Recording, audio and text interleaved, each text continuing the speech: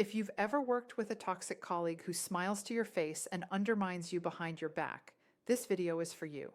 Backstabbing at work is one of the most destabilizing experiences a professional can face. Not because it's loud or obvious, but because it's subtle, deniable, and often deeply personal. One minute everything seems fine, and the next you're being questioned, excluded, or quietly blamed for things you didn't cause.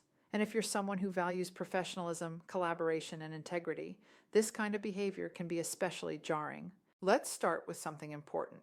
If your nervous system reacts strongly to a backstabbing coworker, if you feel on edge, hypervigilant, or constantly replaying conversations, that's not weakness. Research on workplace mistreatment shows that social undermining and gossip activate stress responses similar to other chronic threats. Studies have linked workplace bullying and covert hostility to anxiety, emotional exhaustion, and even sleep disruption.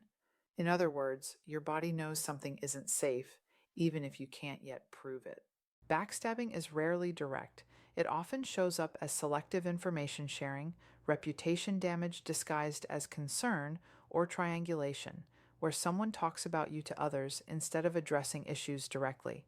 For example, they might say, "I'm just worried she's overwhelmed," while quietly positioning you as incompetent. Or they leave you off an email chain, then later ask why you missed a deadline. These behaviors fall under what organizational psychologists call social undermining, actions intended to hinder someone's success while maintaining plausible deniability. The key to dealing with a toxic colleague is understanding this. You don't neutralize them by confronting their character. You neutralize them by changing the system around them, what information they can access, how decisions are documented, and how visible your work becomes. One of the most important shifts you can make is reducing the information they can weaponize. Backstabbing coworkers rely on access to your doubts, your frustrations, your unfinished thoughts. If you're venting casually, over-explaining decisions, or sharing personal stress with someone who has already shown you they're unsafe, you're giving them material. A safer approach is professional minimalism. You stay polite, calm, and focused on work, but you stop oversharing. That doesn't mean becoming cold or robotic. It means being intentional. For example, instead of saying, "I'm really overwhelmed and not sure I can keep up," you say, "I'm prioritizing deliverables based on deadlines, and I'll flag risks early." Same reality, very different vulnerability. Let's talk about what to say when you're pulled into gossip or triangulation. If someone says, "Did you hear what she did?" One of the safest responses is a neutral refusal. You can say, "I'm probably not the best person to discuss that. Have you talked to her directly?" Or, "I try not to speculate about people who aren't in the room. What's the outcome you're looking for?" These responses shut down the gossip without escalating tension. If the toxic colleague misrepresents what you said or did, clarity is your shield. You might say, "That's not what I meant. Let me restate it clearly," and then calmly restate the facts. Or, "I want to correct the record so we're aligned," followed by a brief factual explanation. Notice there's no apology and no defensiveness, just clarity. When credit is being subtly taken, it's appropriate to name your contribution without drama. For example, "I'm glad this moved forward. For clarity, I led the analysis and delivered the draft on Monday." Research on reputation management shows that visibility, when done factually, reduces the impact of negative gossip because it anchors perceptions in observable behavior. Another powerful strategy is converting verbal conversations into written summaries. This is not about being passive-aggressive. It's about reducing ambiguity.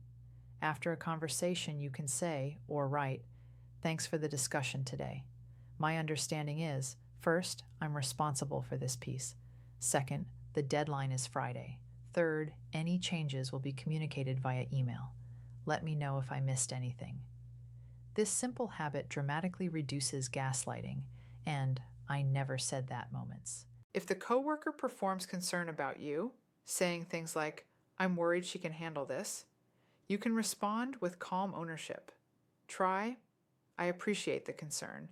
I'm managing priorities with my manager, and I'll raise it if support is needed." This reassures others without inviting further interference. Documentation is another protective tool.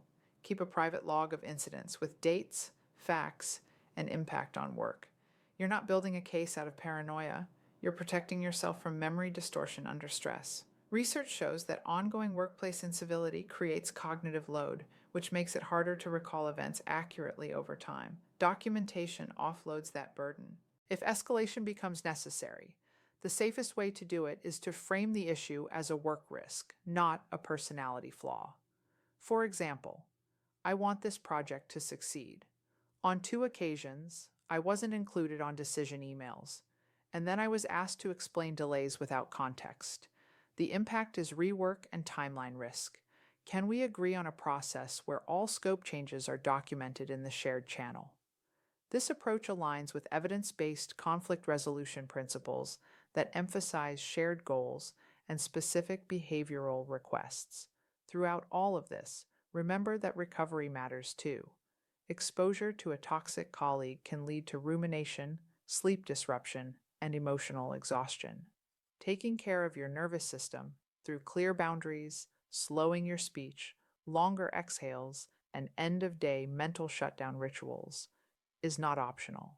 It's part of maintaining professional performance. Here's the bottom line. You don't neutralize a backstabbing coworker by outmaneuvering them socially or confronting them emotionally.